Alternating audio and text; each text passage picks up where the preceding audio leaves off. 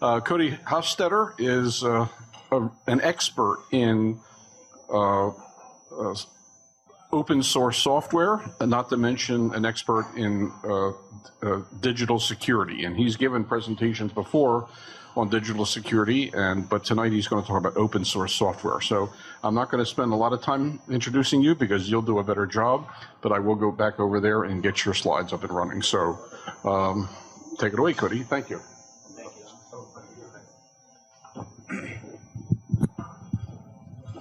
So, how's everybody doing so far? I personally was tired as hell this morning, and then I got a nice phone call after a long day, and it was like, hey, by the way, our speaker just canceled. Can you come give us a talk? And I was like, which of the many that I have prepared would you like? So, luckily, you guys are a small group tonight, so you'll actually get all of your questions answered. If you want to, you can just yell them out at me as well. And if it's later on in the presentation, I will let you know, and if not, then I will answer your question right then. F5. All right, so this is why free and open source software makes business sense. And the reason being is because these are all tools that you can literally take home with you today. You can download them for free, which means that if you do not like them, you can uninstall them. So you have plenty of room to play around with them. So what we're going to do, we already did our introduction, so that's taken care of. What is FOSS, free and open source software? And then we're going to discuss it for both personal and business use. We'll have a little discussion too. You have something? All right, so about me. That's me, except for it's kind of more like this. And this is a little thing that I like to call from software pirate to freedom advocate. So, a famous quote from Einstein. Why the f am I doing this? That, for those of you who don't know, is actually one of the older Photoshop symbols. And that little dead dinosaur in there, I used the other program that I'm going to mention later on to crop that out and put it in. So, it's most important that you leave with value, information, networking, something that you can take away with you. So, since we already did the introductions, we're going to skip all that. What is free and open source software? It is all of these many, many, many, many, many things. In simple terms, it never demands that you pay for it or for any future upgrades. That's the basis tenet of free and open source, because there is a difference between purely open source, meaning that you can look at what the code base is, and free and open source. If you aren't paying for the product, you are the product. Windows 10, you happen to be both. You get to pay for it, and then you get to pay to be advertised to, in addition to a couple other things that they collect on you.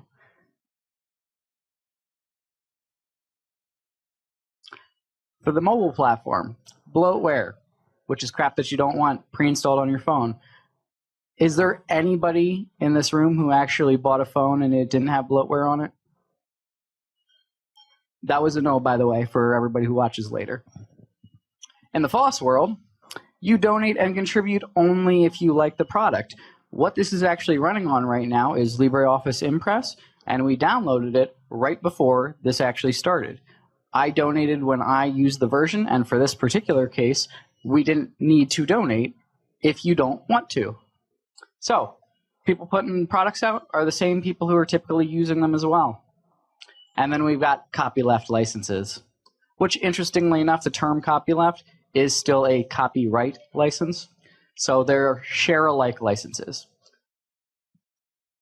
Because I know you all like to read, that's why I keep them nice and short so everybody can read them real quick.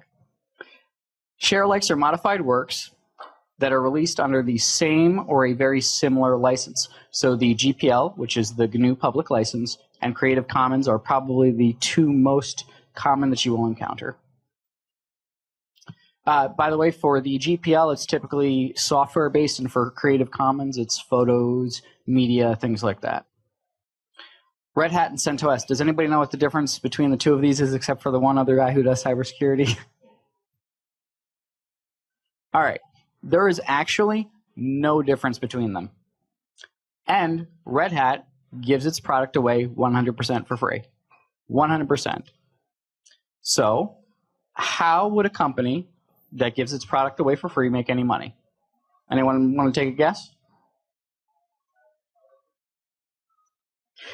They make a product that is good and people want to contribute to. RedHat and CentOS are actually the exact same program. Both are given away for free. The only difference is that CentOS does not have RedHat's branding in it. Oh, I forgot I had this disclaimer in here. I own shares in RedHat too, so the last time I gave this, it was at a little technology conference. So I said if there's any RedHat guys in the audience, I'd like to see a dividend on their stock. So the very first one we're going to cover is GNU Linux. And it's like ice cream. There's literally a flavor for every single person. So whatever you like, I guarantee you will find something that you like for them. Zorin OS Core, which is very, very simple if you're coming from either a Mac or a Windows platform. And the reason being is because in the theming elements, you can actually choose whichever one you'd like. So it operates very similar, even though the backend is actually Linux-based. And then you have Ubuntu, Linux Mint, stable versions if you're introducing somebody purely to a Linux system.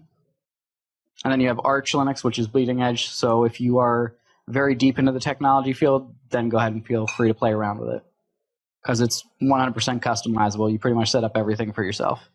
And then for Windows in particular, if you want to create a live USB is something that does not actually touch the hard drive on your computer.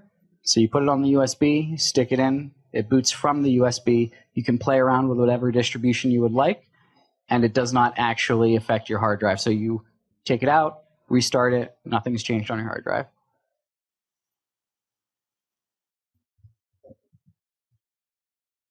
I see you taking a note there. I'm just waiting to change it real quick.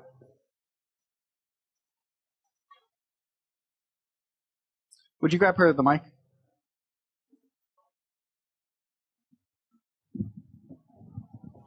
Probably a stupid question, and the rest of you probably know the answer to this. Are all of these things you just showed operating systems? No. So essentially, I'll just run back through them real quick. We're very, very brief into it. Everything on this one is actually stuff that we'll be covering.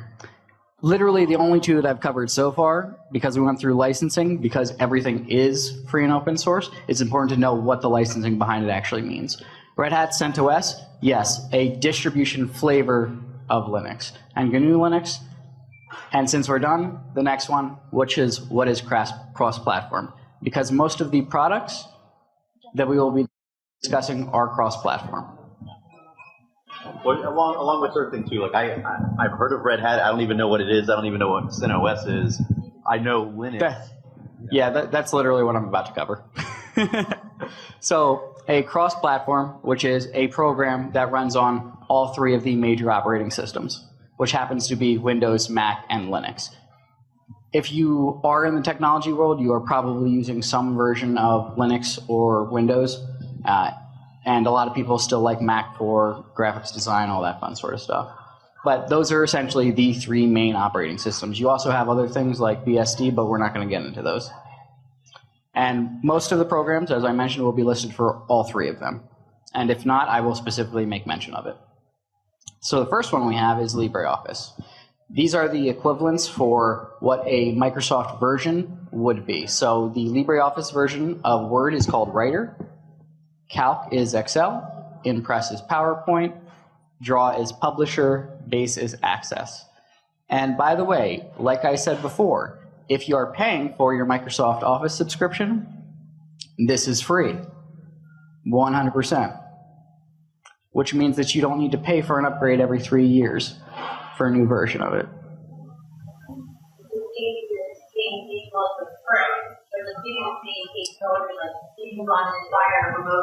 I'm going to repeat what her question was. Yeah, repeat the question, please.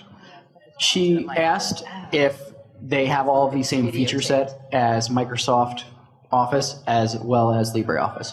They actually have a full breakdown on their website, or if you want to look at their Wikipedia, of every single feature that is the same. Honestly, LibreOffice actually has more features than Microsoft Office typically does. But because most people are using some version of Microsoft Office in an enterprise environment, when you transfer documents back, because this is and honest to God, the only major flaw is because everyone else is using some version of Microsoft Office, make sure that you actually send them the versions in a Microsoft Office format as opposed to the, whatever open document format they have. And the way that you do that is you click File, Save As, and literally just select it.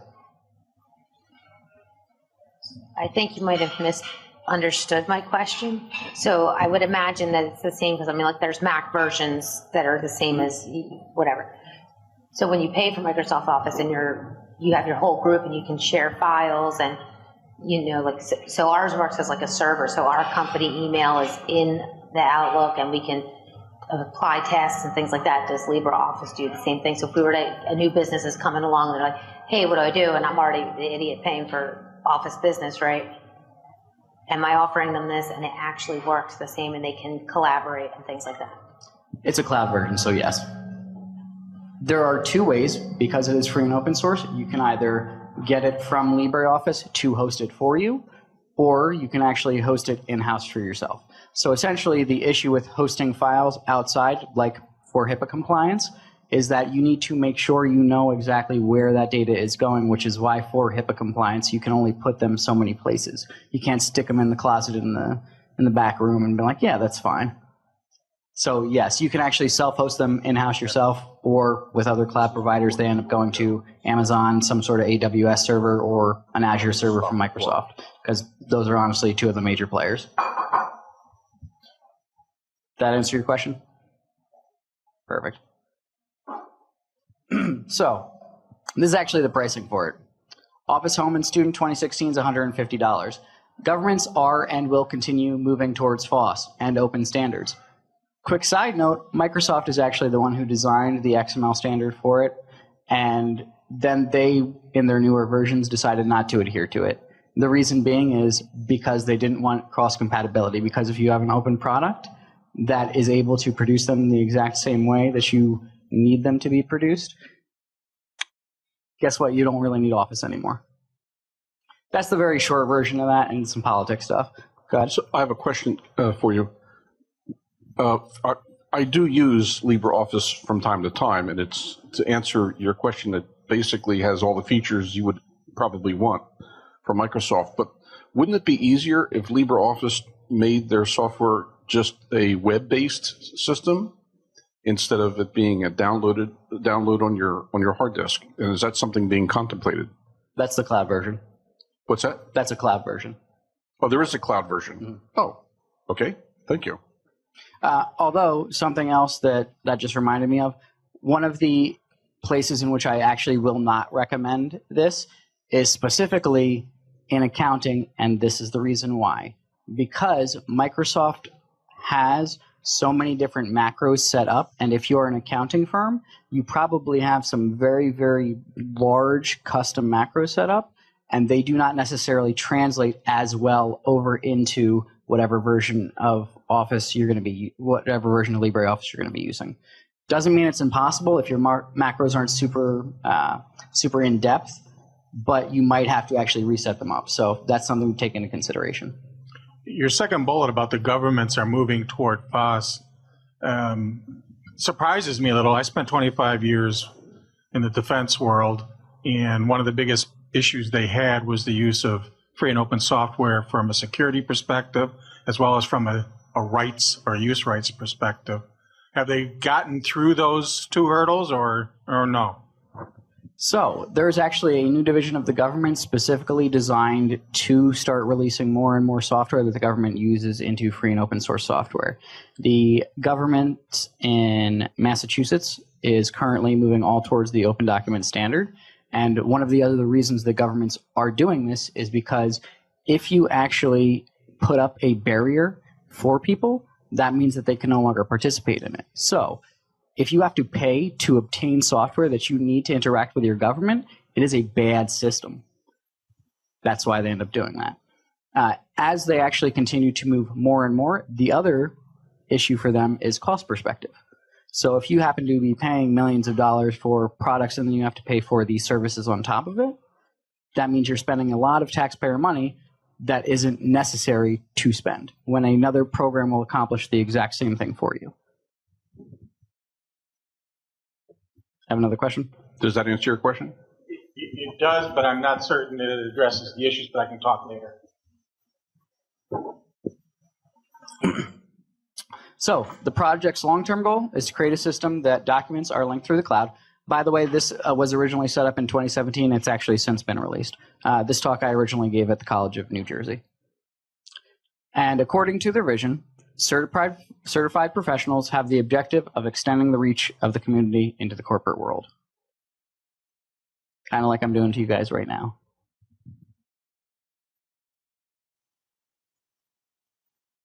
That's why I keep them nice and short so everybody can read them quick.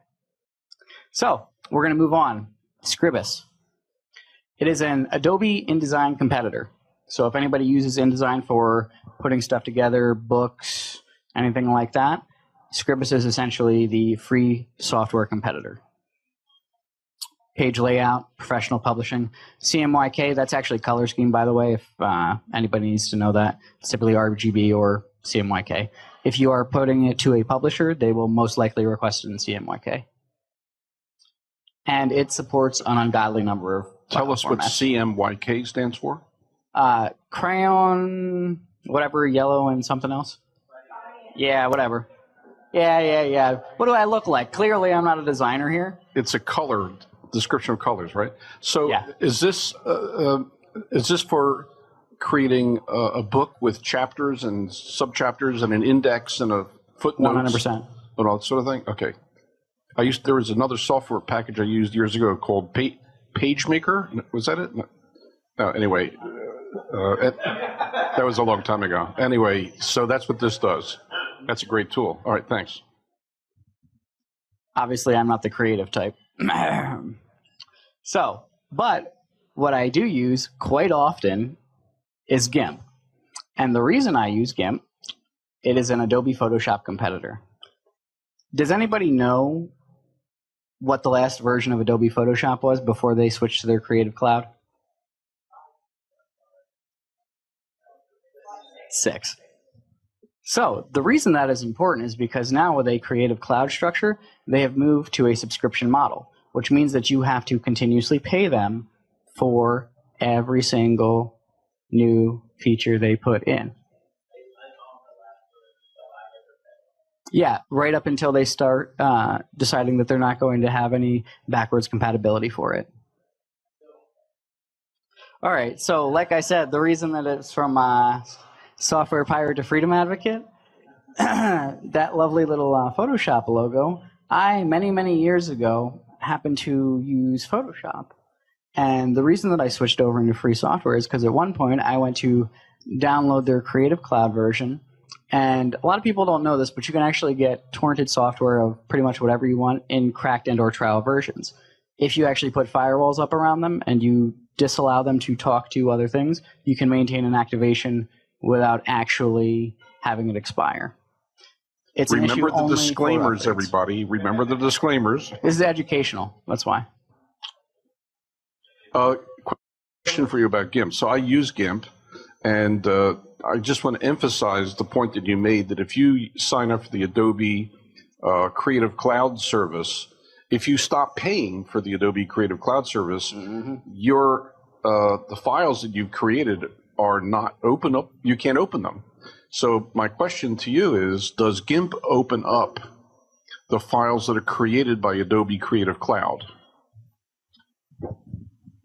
Yes, I don't know if they do it directly now, but if they do not do it directly yet, there is a plugin that will open them for you.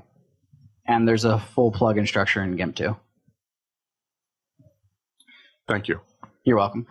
So real quick, going back to that, essentially when I had Creative Cloud and I was downloading it and doing all that, I was like, you know what, this is really stupid. Why don't I literally just go download a program, since the only reason that I even am using Photoshop is to more or less crop and do other terribly simple things. Obviously, like I said, I'm not a lovely artist or creative person, so for that point, all I needed was very simple things. And this will, if you're not a professional, more than take care of every single thing that you need. And if you are a professional, there's people who use it for professional activities all the time. A lot of people, because they come and they are taught using Photoshop, that is why they're more comfortable with it. And Like I said, what do you guys use Photoshop for? Don't let my limited skills be your impression. Business cards. Perfect. You can, anything that you end up needing them for, right in GIMP, you can do them. The next one is Inkscape, which is the Adobe Illustrator competitor. And what Inkscape does is vector graphics. For those who are unfamiliar with vector graphics are mathematically drawn, which means that they will size appropriately whenever you move them up or down.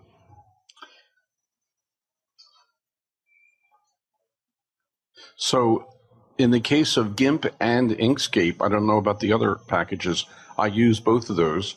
And if you want to learn how to use them, because they're not exactly trivial, there's an endless number of YouTube videos that will teach you anything you want to know about GIMP or Inkscape. So wanted to let everybody know that. I'm assuming, please tell us if you know otherwise, if such training videos are available for the other packages as well. Because if you don't know how to use them, they're pretty daunting. They will all have some sort of documentation with them. It depends on how popular the actual program is. Pretty much everything in here you will be able to find a tutorial on. If you end up searching for other free software, they may or may not actually have very, very good documentation with them.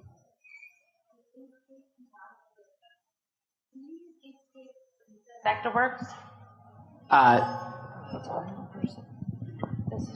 She said, can you use Inkscape besides for Vectorwork, correct? For the same things you would use Vectorworks for, like you're saying it's an Illustrator competitor, but if it has vector graphics, would it also be, Vectorworks is another one of those programs you have to just continuously pay for or you lose your work. So is this also 100% free, open source. It's literally designed to essentially be the free and open source competitor for Illustrator. So pretty much anything that you can do in Illustrator, you'll be able to do in Inkscape. I think you missed my question. So Vectorworks is not Adobe related. It's not owned by Adobe. No. Yep. So this overall, any single image, logo, anything that you see, you have raster graphics, which are essentially images. Raster graphics are images, which means that as you scale them up or down, they will lose pixels. Because vector graphics are mathematically drawn, scale them up and down doesn't matter. They are actually file types, if you will, as opposed to just a brand owned by someone. So raster graphics types would be like JPEGs, which are a lossless format, or PNG, which is not a lossless format. The other advantage of a vector graphics versus a raster graphics is if you scale up a vector graphics and you look at the image in a zoom situation, you won't see the line pixelated. It's a perfect line.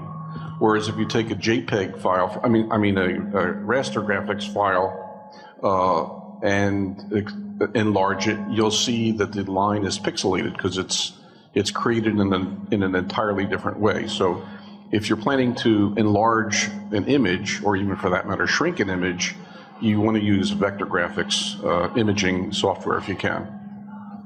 Lynn? I have many files that are .ai files. Could I take them and import them into Inkscape if I wanted to manipulate them in some way? Yes. I could. All right. And what are the Inkscape files? What is it's a dot what? Did somebody else just say something there? Extension. I actually don't use Inkscape that much, so I do not remember what the extension is, but again, because they happen to be compatible with things like that, you can typically move them back and forth. And is this cloud-based also? I don't believe they have a cloud-based version of it, but if you are running your own server from Amazon AWS or anything and you're putting software on it, you can put Inkscape there. Lynn, why do you need to know what the extension is? What's the reason for that question? I mean, if you share the file with somebody else, that other person, I think, can open it in Illustrator. And if they can't, they can download Inkscape for free anyway. So that it works. The thing with proprietary formats is that most of the time, whatever proprietary program you have will open them completely fine, but because the other way around, they make it difficult for open, free programs to open more proprietary formats because they're closed source. So, as Don mentioned earlier, JPEGs, PNGs, they distort as they're scaled because they're raster graphics, not vector graphics. Next one we have is Credit. Is there another question? So, like with Photoshop type images, it's usually JPEG, PNG, something like that. Vector, the common vector format is EPS. So no matter what program you're using, if you save it as an EPS, the EPS should open in any other vector program. I can confirm it will open in Inkscape for the EPSs. All right, is anybody actually draw, or is anybody a good sketcher here? Because, I mean, like, if you want to see me draw something for you, it'll essentially be a stick figure. So this is actually made by artists who want to see affordable tools for everybody. This is essentially what you can use to make sketches if you are actually using any sort of graphics on the other side of that coin.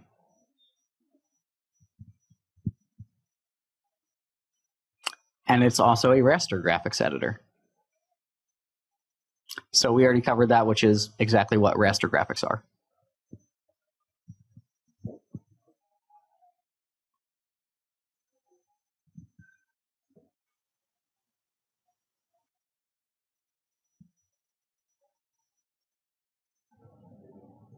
Just waiting for somebody to finish taking notes. You're waiting for the slides to skip ahead? No, I got it. Okay.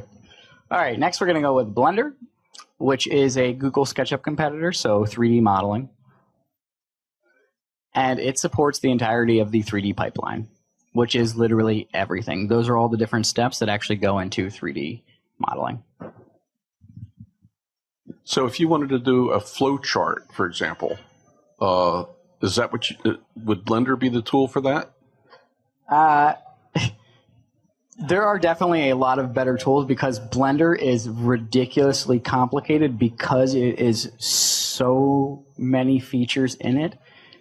There's a lovely saying that goes, one does not simply learn Blender because it's really complicated. Okay. But if you do actually do 3D models or any sort of animation stuff like that, that is what you use Blender for. So, again, it does video editing, but it's not recommended for beginners. There are a lot of other easier to use programs for it, such as OpenShot. So with Blender, you can do like... Use the mic, please. Is this on? No. So with Blender, you can do custom 3D video graphics, titles, all that kind of stuff, and special effects. Okay. If you were using Blender, you'd use it to create like 3D models for games, movies, things like that. Personally, I don't actually use any 3D modeling the majority of the time. So when I look at it, I'm like, that would be useful if I was actually in that industry. Which is why I'm trying to cover a very large industry, so at least someone can walk away with some piece of useful information regardless of what industry you're in. And as I mentioned, OpenShot, significantly easier to use for video editing.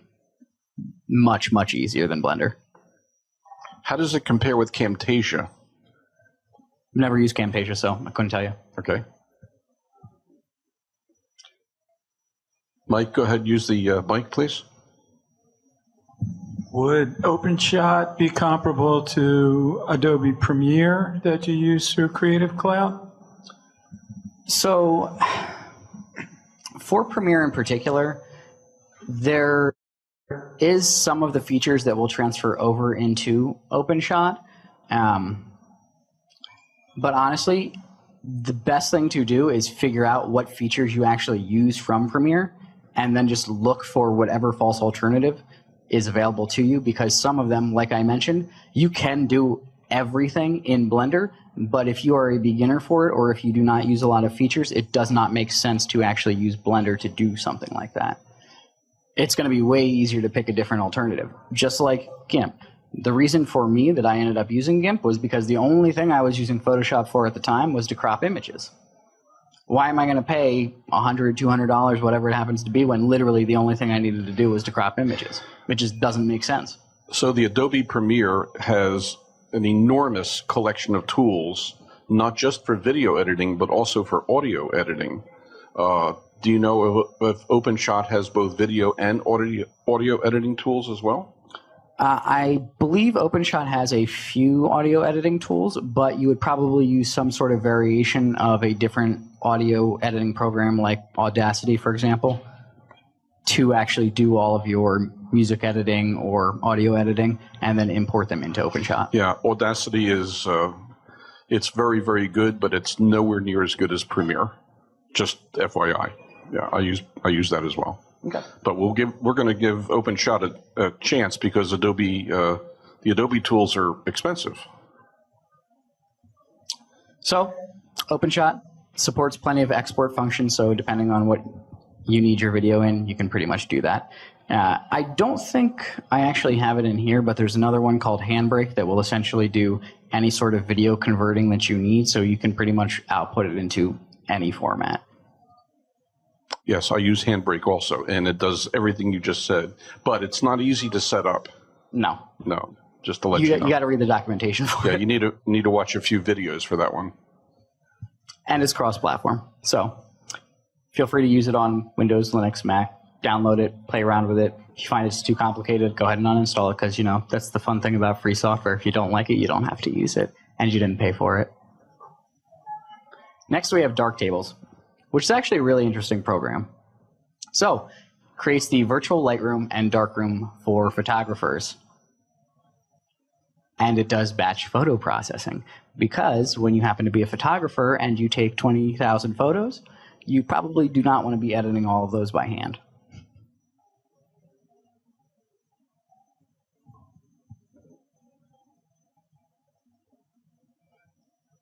Except for it's only on Linux and Mac for now. So like I said, if anything's not cross-platform in particular, I will make mention of it.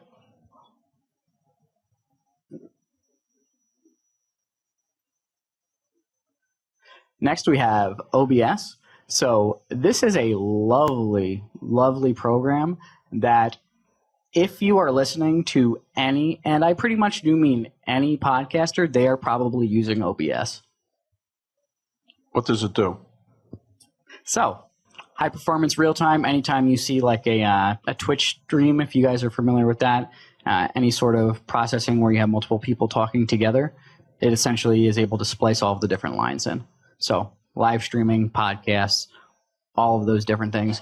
And as you mentioned, there are an ungodly number of videos, so if you're looking for particular features, you can find a video on them. So how different is this than that other video editing tool that you mentioned before? OpenShot is specifically designed for like smaller videos. You could use OBS in place of something like OpenShot, but again, because the OpenShot features are more limited, it's very useful for somebody who's a beginner, whereas OBS is something if you need to add in several different streams, if you need to overlay graphics at the same time, which is something that you would have to take several other steps in order to put them into OpenShot. So very, very simple. One would be like, let's say that you are live streaming something and you want to have your business logo in the corner. In OBS, you can actually have that image appear in your corner or wherever you want while you are broadcasting, and that will not move. If you were to do it in OpenShot, you would actually have to record everything beforehand, put everything together, and then put it out as a video. So if you use Open Broadcaster to live stream an event, can you then go and use OpenShot to edit it post live, right? 100%. Okay. Next, we got our lovely mail client. I just saw one guy light up in the audience. That was great. So that's Thunderbird and K9. So Thunderbird, essentially a mail client, by the way, is something like, God, I'm totally blanking on the one for Microsoft right now. Exchange, there we go. You mean Outlook, for example? Yeah. Okay. So any sort of Exchange server, Outlook, they essentially pull all of your mail from multiple email accounts into a single place. Thunderbird, fantastic. K9 Mail is for Android only. And there are so many other ones that you can use. And they will integrate with your Microsoft servers as well if you actually need to pull your mail from them. Most of the mail clients, all you more or less do is you set up your username, password, and it will pull everything into a single folder. So I was a Microsoft Outlook user for about 25 or 30 years. I'm so sorry. And I was a real staunch Microsoft Outlook user until a few months ago when it got to be so effing complicated to get something to work. And you call Microsoft help, you know, their technical support, their paid technical support from someplace in India or the Philippines or whatever. And at least in my case, after I can't count how many phone calls I had, they never could get it to work. I gave up.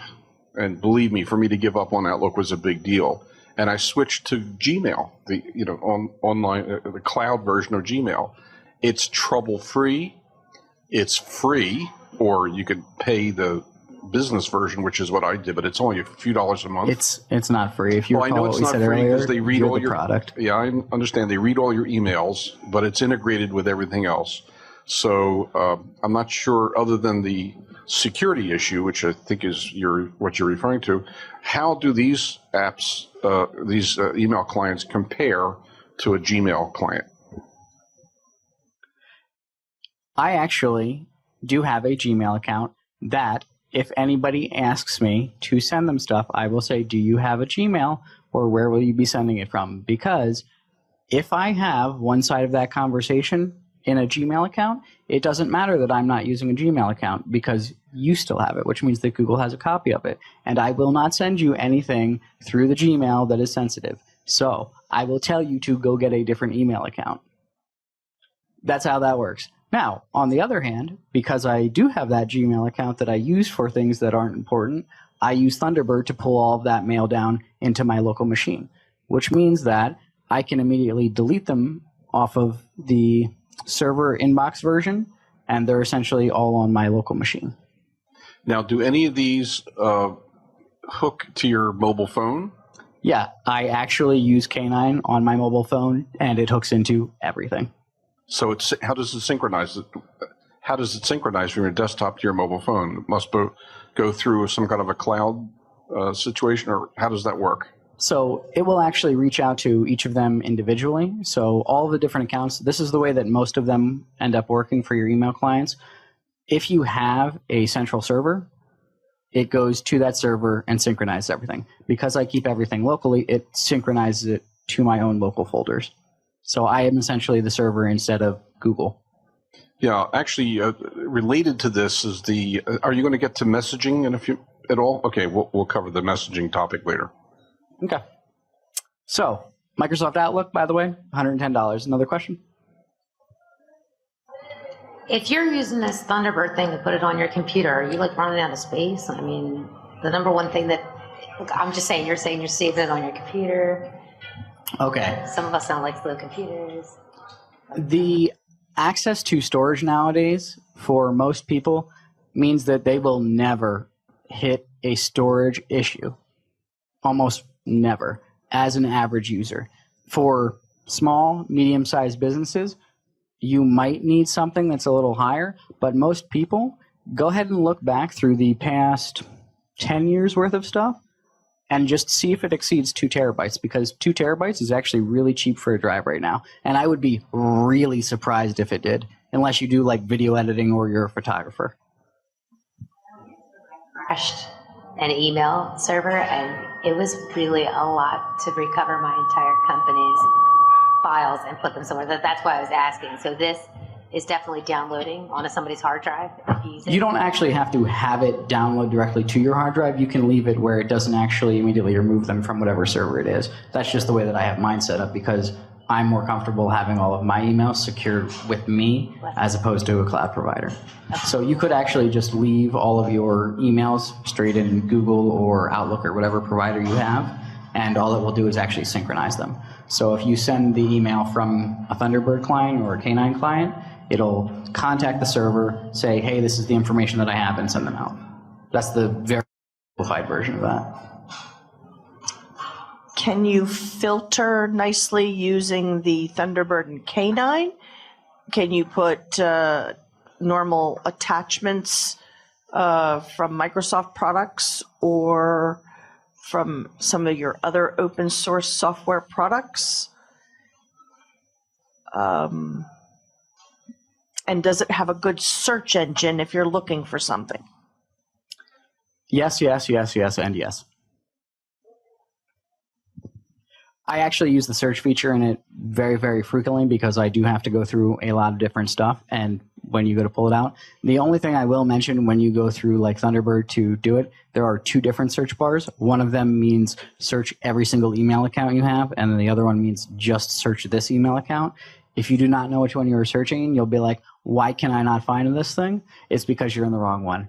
Don't ask me how I know that because I've done it many, many times, and I'm like, where the hell did that go? Next, we have GNU Cash, which is actually an accounting program. So it does double entry bookkeeping. The reason that it is not going to necessarily be useful for people who are accountants is because almost every single thing is run on Quicken or QuickBooks or some version thereof, although they're similar. So if you are a small business, this is where I would recommend you get GNU Cash because you might not be able to afford an accountant with a brand new business. And even if you can, trust me, your accountant will like you much more if you're actually using something that they can look at.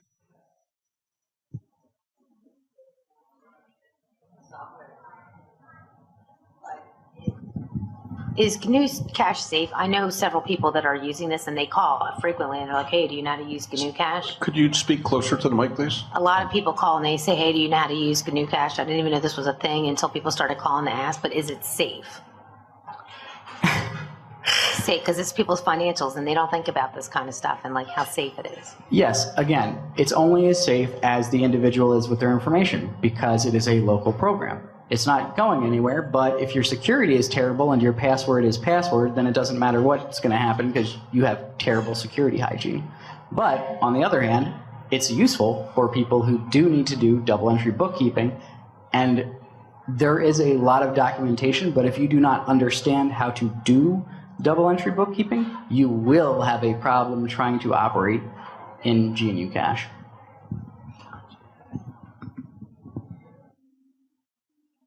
So it also does reports, graphing everything, scheduled transactions, and OFX support. So that actually means direct imports from your bank account. So if you want to have your bank statements downloaded directly into it, you can do that.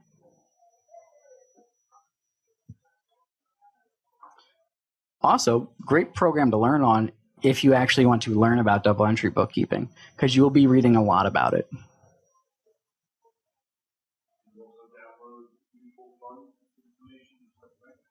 If they have OFX support for it, then yes.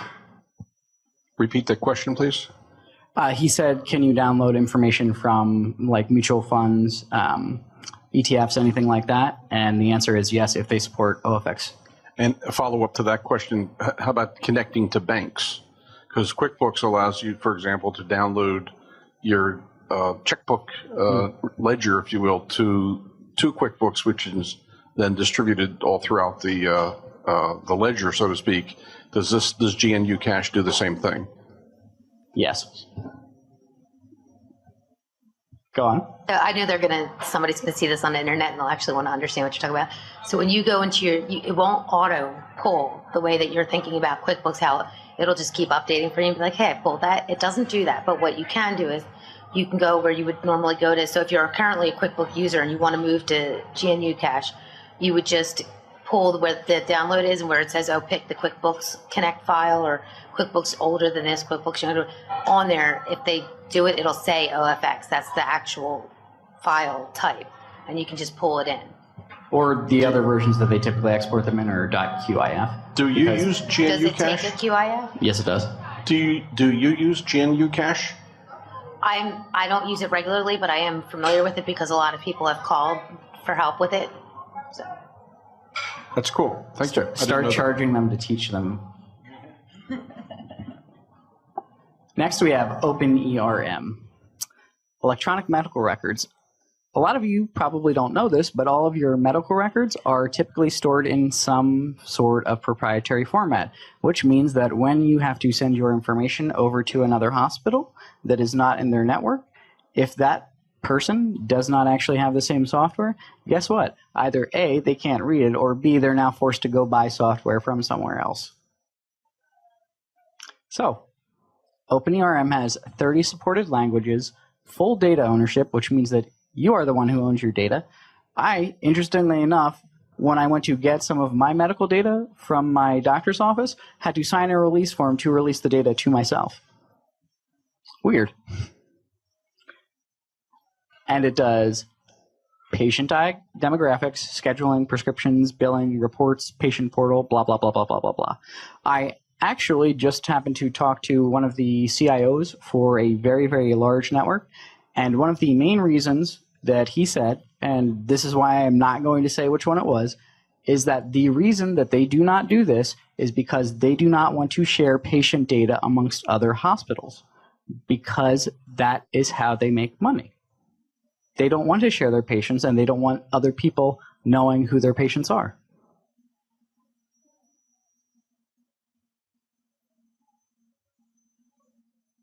Any questions on that one? All right. And then we have Nextcloud.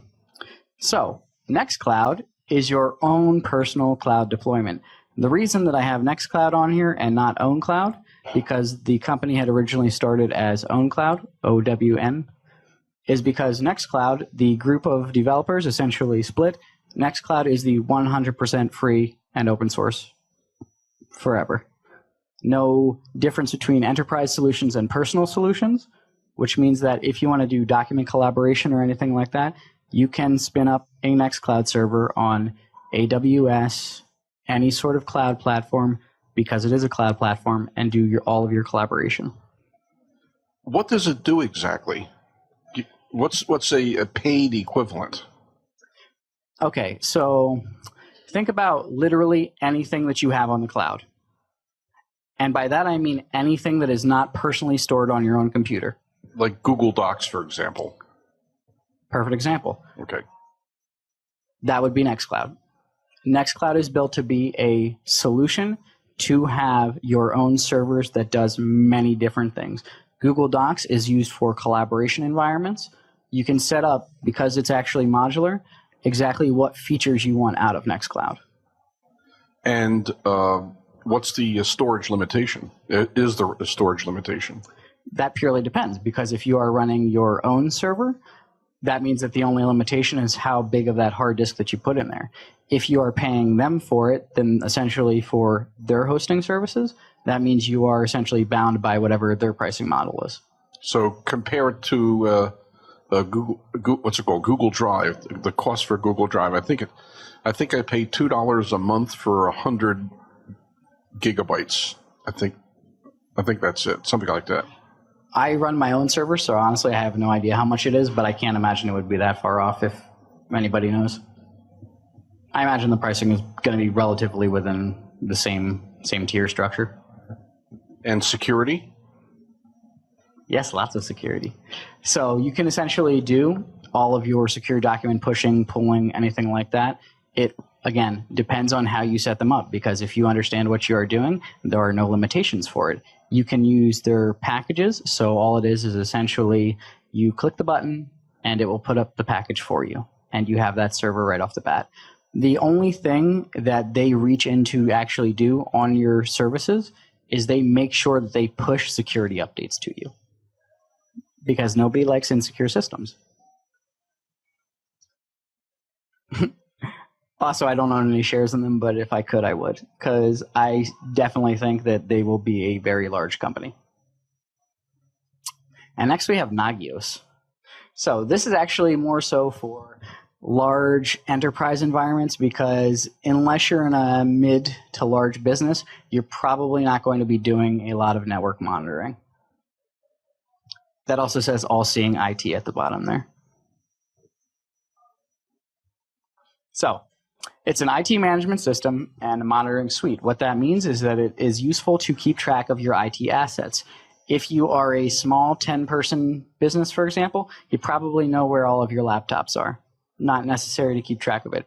If, on the other hand, you have a gigantic enterprise network and you have 5,000 devices on the network, this assists in actually finding and keeping track of them. And their objective is essentially to identify all of the problems before they actually arise. And then we have, somebody else want one of those questions? Or is it still right in there?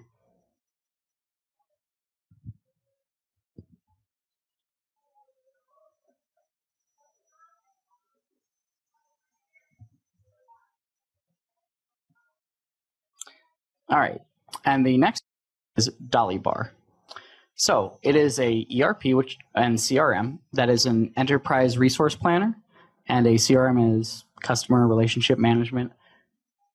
Now, the interesting thing about this is there are a lot of features that are put into it, but because it is more so an ERP than purely a CRM-based system, if you need enterprise resource planning, because it's essentially designed originally for warehouses and things where you have a lot of stuff to take care of and actually have customers who continuously put things in and out, it's useful in that scale. There are a lot of other easier CRMs to use if you need a CRM, even though it does do some of that. What would an equivalent paid CRM be to Dollybar? This isn't about paid programs, so I will tell you that some of the free ones happen to be Civi CRM. You can use, oh my God, honestly, just search it because you'll find so many different things that whatever you want for your particular one will be useful to you. I think Sugar actually is a free CRM as well that's very, very widely used. Sugar CRM. Sugar, S-U-G-A-R, G-A-R. And if you do happen to use Dollybar, make sure that you pick the less is more approach for the modules, because I swear to you, if you decide, oh yeah, I might need that in the future, you will be looking at stuff and being like, I have no idea what half of these things do. It's because you don't need them.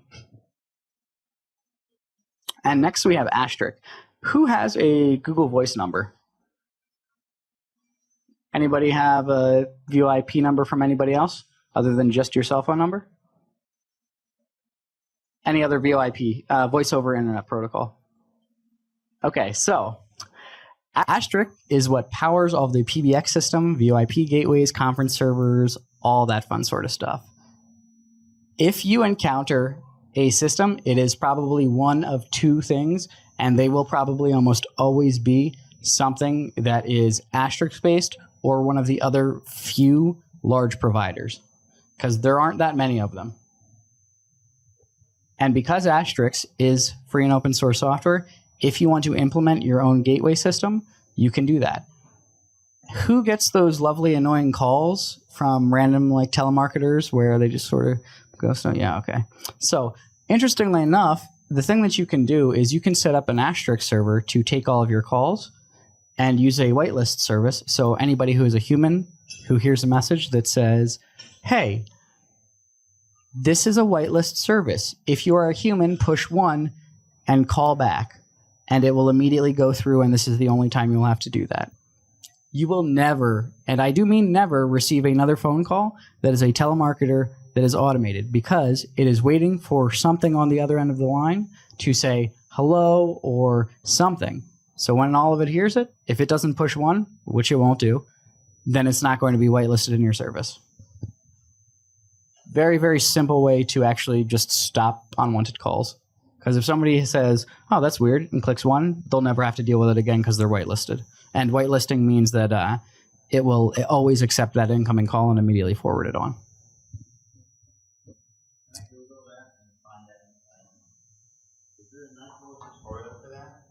For Asterisk? Repeat the question, please. He said, can you Google it and figure out how to set something like that up? And the answer is yes.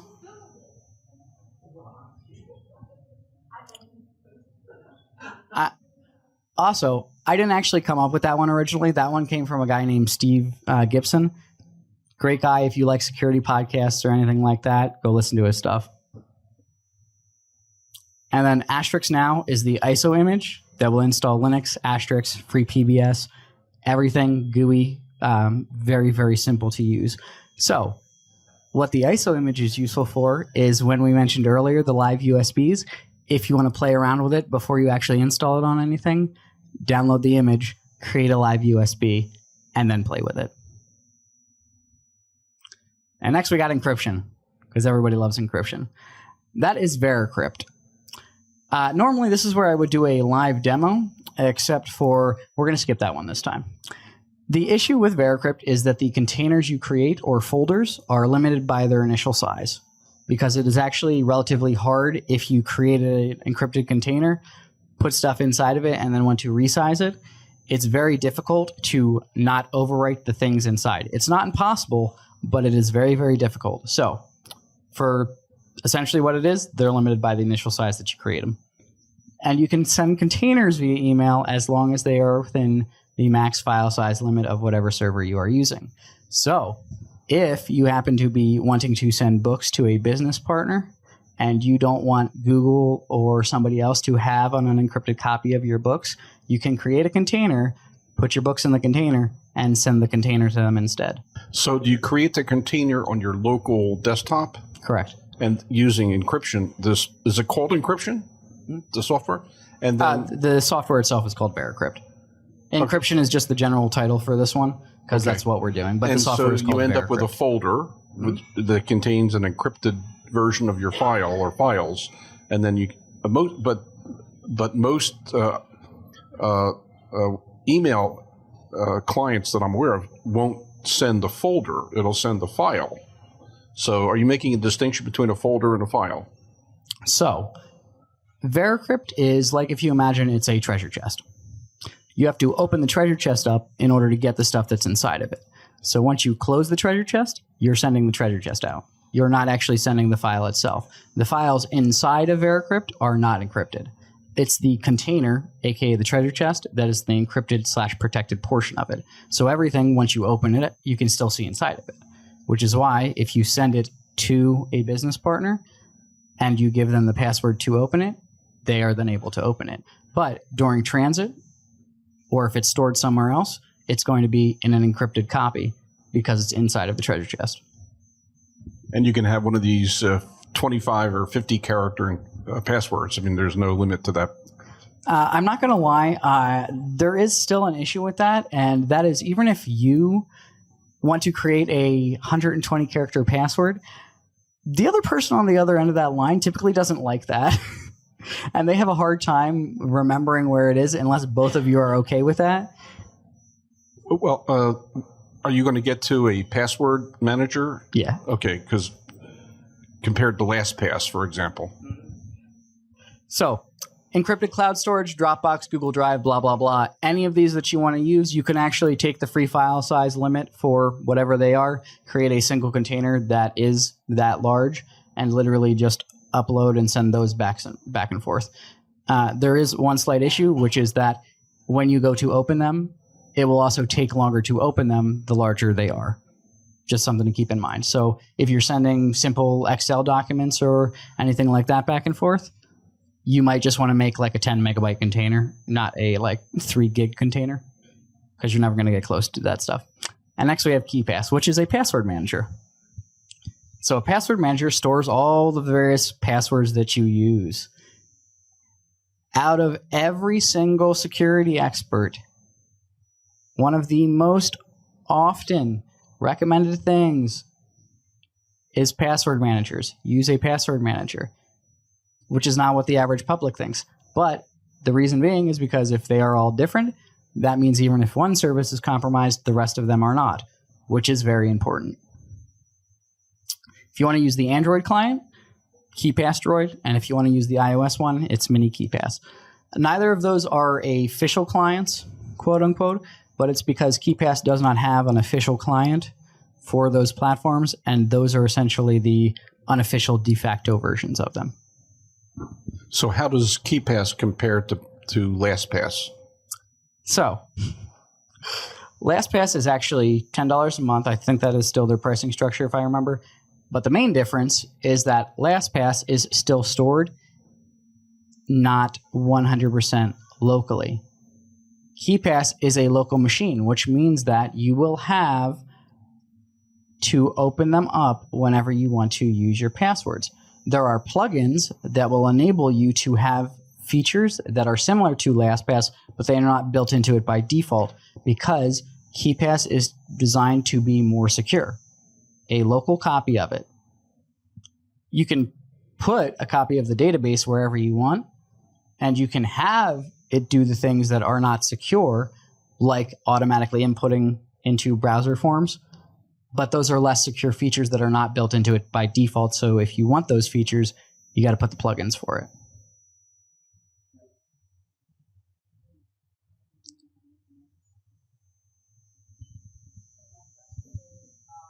Is that a browser extension or not?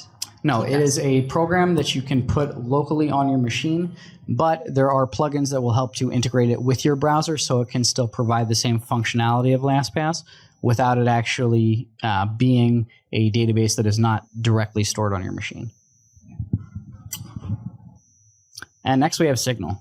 So, does anybody use Telegram, WhatsApp, Wickr, anything like that? Yeah? Okay. So, it is a secure messaging app. Encrypted communications, which means end-to-end, perfect forward secrecy. End-to-end means only the two endpoints. Perfect forward secrecy means that even if one of them is compromised, you can't get every single message that has ever been sent. And disappearing messages, which means that when you send somebody a message, it will actually disappear because it destroys the key that was used to read it.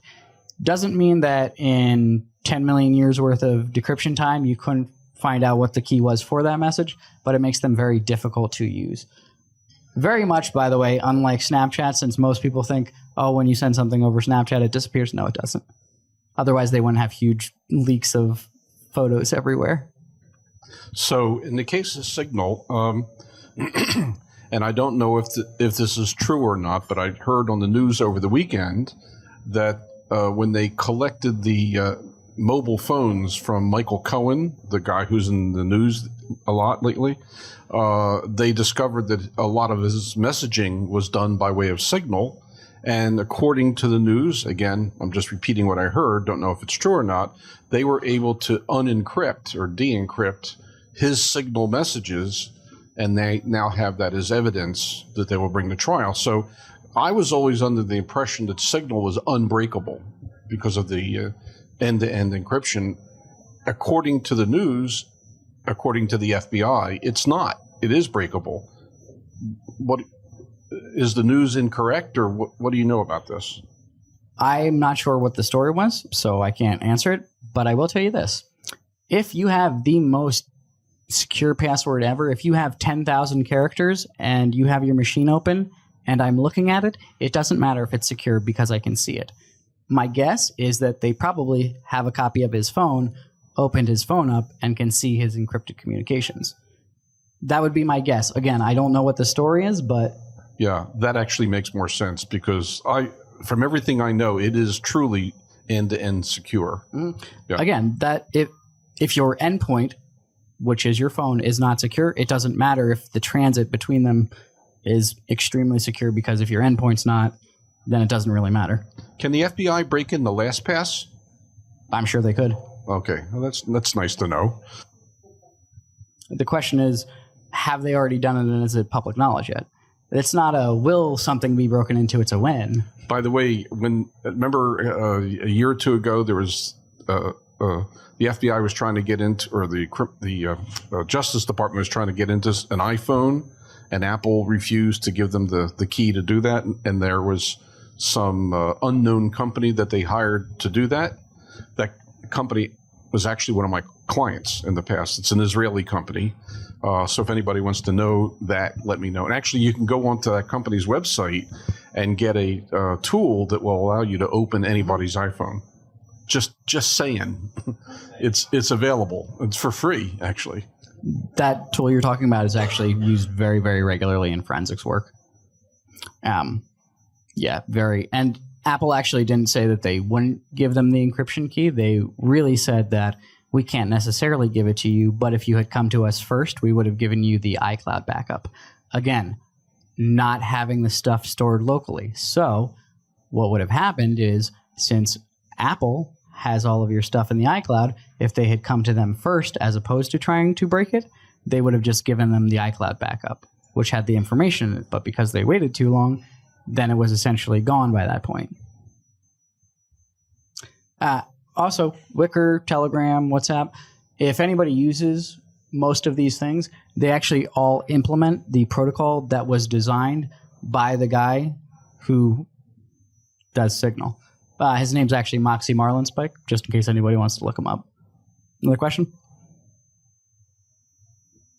Just a comment on Signal. I used it a little bit. It gives you the opportunity to invite the receiver into Signal, but it also allows you to send an unencrypted message. What's your feeling on using it like that? Would you ever? I use it all the time like that. And the reason being is because not every single person will have Signal or even cares about it. Some sort of encrypted communication, because they go to the, oh, I have nothing to hide, so what does it matter if my communication is encrypted? Well, just because you essentially have freedom of speech and you are not using it does not mean that somebody else would not like it. Lots of different variations all along that sort of stream. All right, next one we have is F-Droid. It is a FOSS-like repo, like the Google Play Store, Apple Store, all that fun sort of stuff.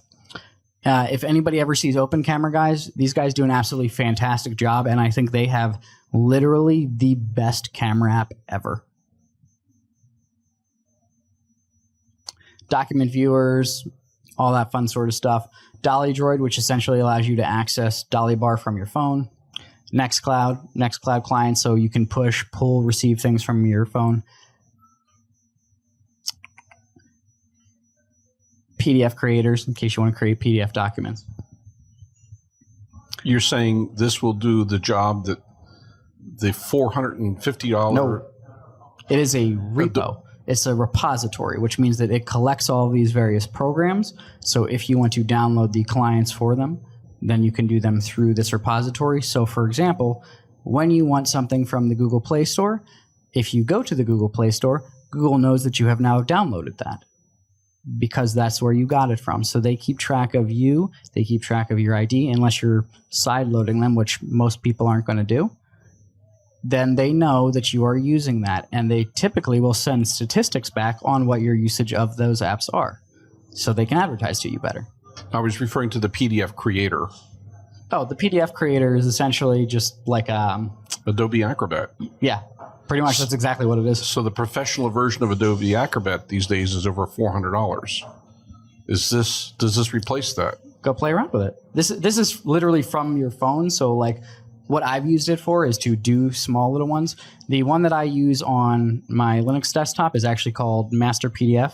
And trust me, that thing will do any single thing with a PDF that you want it to. Like, the reason most people send you PDF documents is because they don't want you to alter them. You open that sucker up in there, you will alter whatever you want.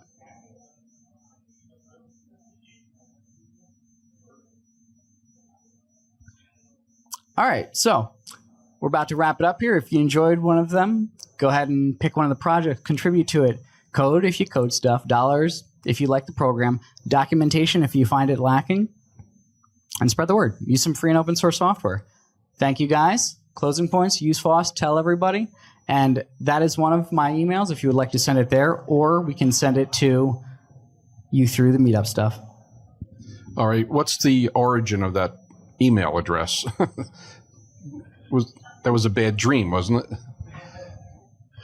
So whenever you do a lot of security stuff, sometimes you end up having different handles that you want, or you use multiple aliases for things. Like if you have an email account, you only send to people you want to talk to. If you have an email account that you only talk to your family with, that would be essentially what that is. That actually is corrupted omnipotence. That's actually what that says. And then HH was for the first presentation that I gave this at.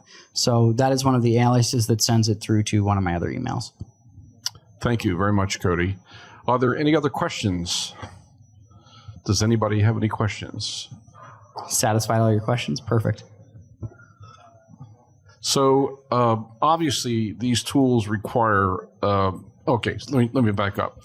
The reason I like personally to use software that I pay for is based on the theory that if I ever have a problem, there's a phone number I can call and talk to somebody for help.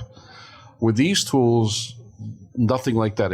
I assume there's no telephone support. That's not true at all. It depends on what you are using because, like Red Hat, for example, they give their product away for free. They make their money by providing enterprise support. That's exactly where they make their money. So it depends on what tools you are actually using. So you're saying some of these tools will offer support if you pay for the support. Pay for the support or pay for the tool? Or pay for the support. Okay. So Nextcloud, for example, Nextcloud, if you want to go use it, they do not limit the features that you can implement inside of it.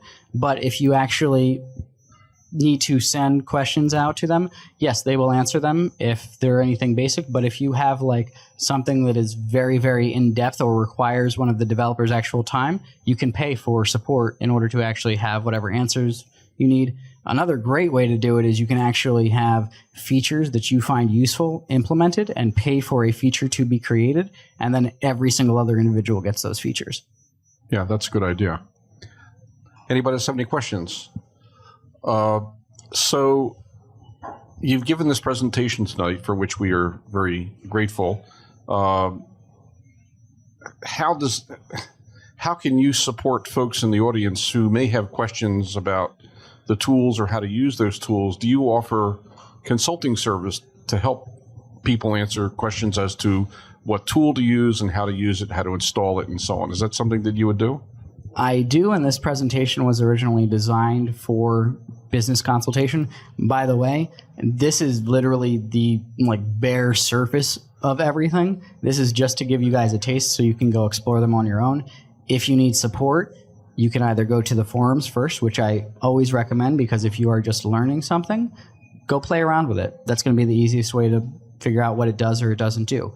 Now, that being said, if there is something that you really feel free to come email me, go to the forums, check them out. Sometimes the support is definitely necessary. Like I mentioned to the woman who was an accountant earlier, she said people keep calling her to ask her about GNU Cash. What I said was, yes, you should start charging people to teach them how to use GNU Cash. That is one of the other features. If you are making a transition from Microsoft Office products into LibreOffice, the reason that they have certified professionals who do transition is so that they can assist you in actually making those transitions. It's like learning any other piece of software. Yeah, thank you. I may take you up on that. Nan, do you have a question? Okay, any other questions? Yes, sir, or ma'am, I can't see you. Yes, get to the microphone, please. You had mentioned about, did you say LibreOffice? I did. Okay, yeah, because on my one Mac, I have Microsoft Office from 2009 or 2008, and I have LibreOffice, which I guess is an open source software, but it seems to have Could you speak into the a lot mic, of please? the properties that Microsoft has. The one thing I noticed is when I'm creating something like a resume and I save it in the preferred format, which is I think .odt. I know a lot of people that don't have that, but they have Microsoft Office, they can't open it up. So, but when you save it as a dot or .x format, it seems like it changes the format, so I never know what to do. You weren't here for that, but that is what I meant exactly when I said that Microsoft is the one who actually helped to design some of that format and then didn't actually adhere to it when they went through with it. The reason is because LibreOffice actually adheres to what the standard says. Microsoft Office does not, even though they're the ones who designed the standard. And if you have to send it to somebody, I recommend sending them in DOC as opposed to DOCX because it has better compatibility with the older versions than the newer ones.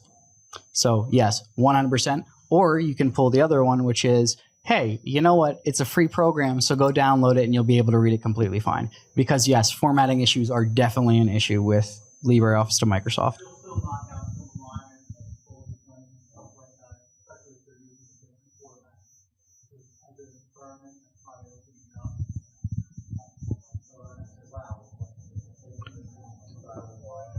repeat. Yeah. By the way, what he actually Repeat just his mentioned. comment or Yeah. question. He happened to say that there was few issues with formatting and essentially saving them over to some of the other formats. Yes, 100%. Again, it's because they're actually adhering to the standard and Microsoft is not. He also said the other thing you can do is export them as a PDF document, which will 100% achieve exactly what you want. So if you want to send somebody a resume, as he mentioned, or something else, feel free to export them as a PDF document because that will 100% look the same. And if you need any sort of editing with it, you can also use something for GhostScript, which is essentially an interpreter for it, for PDF. Would the PDF be a readable PDF, or would it be an image that is not readable? And just as an FYI, I wouldn't recommend using a PDF to submit resumes to the applicant tracking system. Why? Can't pull them out would be my guess. Harder to pull the information out. It depends on whether or not it's an image or a readable PDF.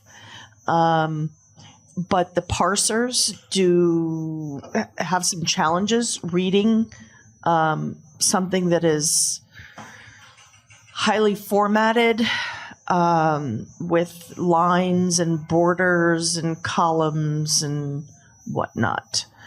You basically need to take your resume down to something like a TXT file. I don't like the looks of the TXT file, so I do it manually in Word, where I totally deconstruct it down to bare bones. So I wouldn't submit a resume in PDF. I don't know what you mean by a parser. What is that? Tell us what that means. The ATS, Applicant Tracking System, is a software that reads resumes.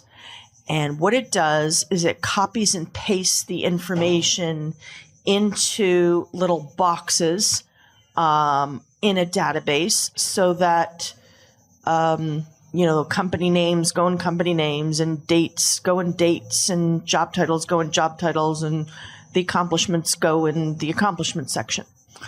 So what a parser does, and all these ATS systems differ, but the parser reads the resumes so that it will give a mathematical score for how well the job description matches the resume of the submitter. And it will read entire phrases, and that's something called contextualization. So it will look for the keywords, but it will also read the keywords before and after. So it reads that whole sentence, and it will give it a mathematical score. There are HR professionals who can put parameters on the ATS system and say, okay, I got 270 resumes that were at 95% or above match. So now I'm going to manually change it to 98% and above, and maybe it'll take it down to, 23 resumes or something like that. So even if you do have a very high match number with the mathematical score, your resume still may not be seen by human eyes.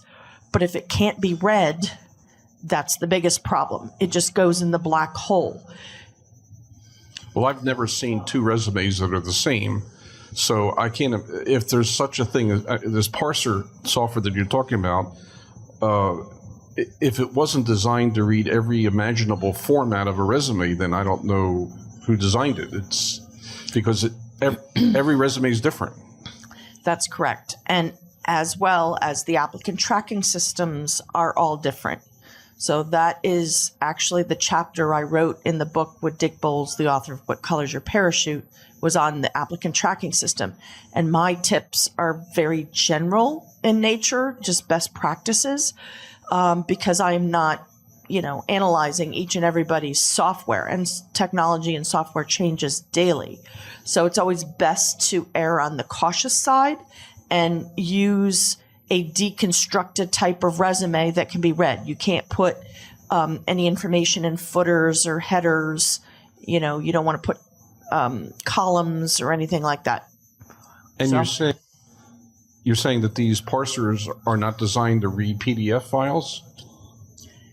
They may not if it's an image, because a PDF can be an image or it could be a readable document. So, for example, if you go into LinkedIn and you save somebody's LinkedIn profile as a PDF, that is a readable PDF. So I can copy and paste things into a Word document.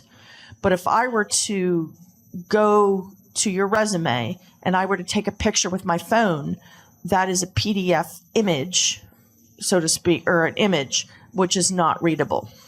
You're using the word PDF image. It's really just an image. Well, it's an image, Okay. but, That's you know, if you were going to scan it, for example, it would be an image okay. that you can't All right. manipulate. I just thought of an extremely interesting project for some high school students and or college students who want to figure out how they're always going to get their resumes seen, by the way. If you have 100% on that, you will always show up, so figure that one out, guys. You cannot copy and paste the job description at the end of the resume, because when it goes through the parser, even if you were to make it white, it comes out black on the other end, and then you look like you're a shady person. If you understand how the parser is actually looking for keywords, you can actually put them and essentially manipulate the program however you want it to. That's actually the project that I'm specifically talking.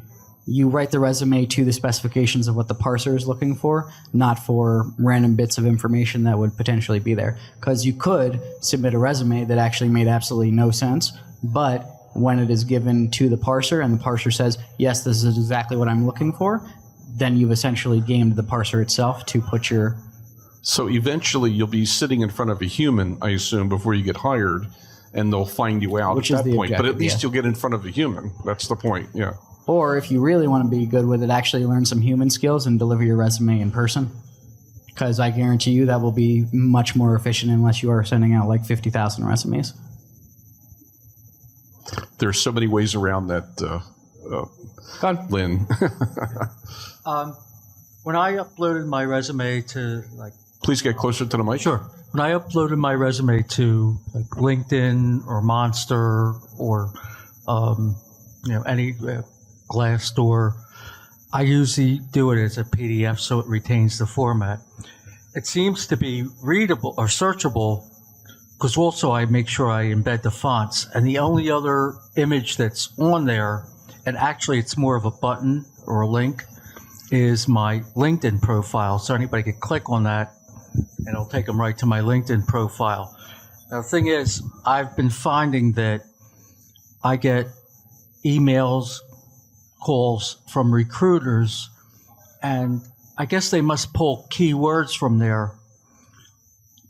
Now, the one thing I don't have on my resume is like my address, so anybody could think, well, I don't know where he is in the country. So inadvertently, I end up getting some incredible job opportunities, but they're like, in Ohio or something like that. So I just basically have to tell them where I'm located, unless I put that in my LinkedIn profile.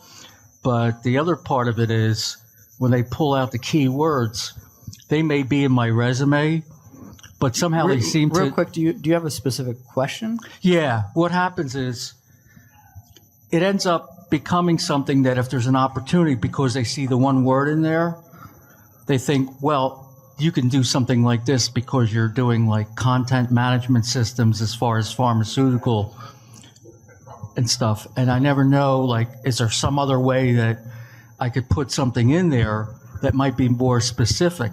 Because clearly when they're looking for candidates, it doesn't appear that they're reading over resumes. They just find a keyword and figure, oh, this person would be great for that. This is exactly what you do. Call them, ask them what they're looking for and how they define their parameters. It will be significantly easier than actually trying to figure out how to game that particular system, because you have to understand that they are looking to hire somebody. They want it to be known. So call them up and ask them what exactly are they looking for? What keywords do they use to look for people? And when you say call, who do you mean calling the recruiter? Please get closer to the mic. When you say calling, you're talking about calling the recruiter or? If you have a particular job in mind that you're looking for, Yeah. call that person, call that company, and ask for whoever is the person who actually does the hiring, and just say, hey, I'm not going to be applying for you guys necessarily, but I'm interested in a very similar position. What are the things that you use to select your candidates? Right. I mean, they usually are spot on with the particular skills, but there's more to it. This is a perfect example of why you need to go deliver your resumes, because in technology, a lot of times you will get the HR department who is going through trying to hire into areas that they do not necessarily understand. A perfect example of this is when somebody asks for 20 years of Node.js experience. The reason that is an issue is because Node.js has not been around that long, which means that literally no one qualifies for that. But it is still something that we put on the resumes. So go find out. Go talk to people.